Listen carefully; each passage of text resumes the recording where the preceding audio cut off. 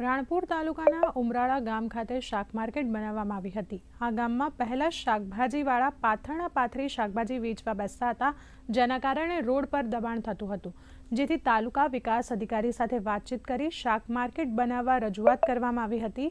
શાકભાજી માર્કેટમાં શાકભાજી વેચનાર માટે થડા તેમજ લાઇટની વ્યવસ્થા પણ ગ્રામ પંચાયત દ્વારા કરવામાં આવેલ છે।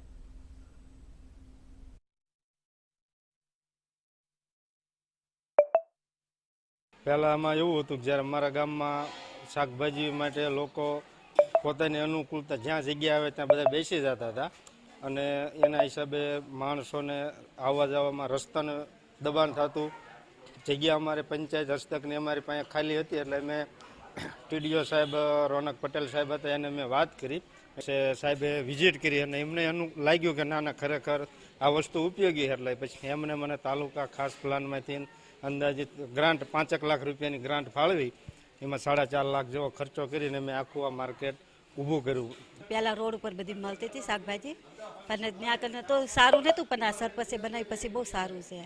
તકલીફ તો પડતી હતી કે અમુક વસ્તુ મળતી હતી નથી મળતી એવું બધું હતું, પણ અત્યારે આ બની છે એટલે બહુ સારું છે।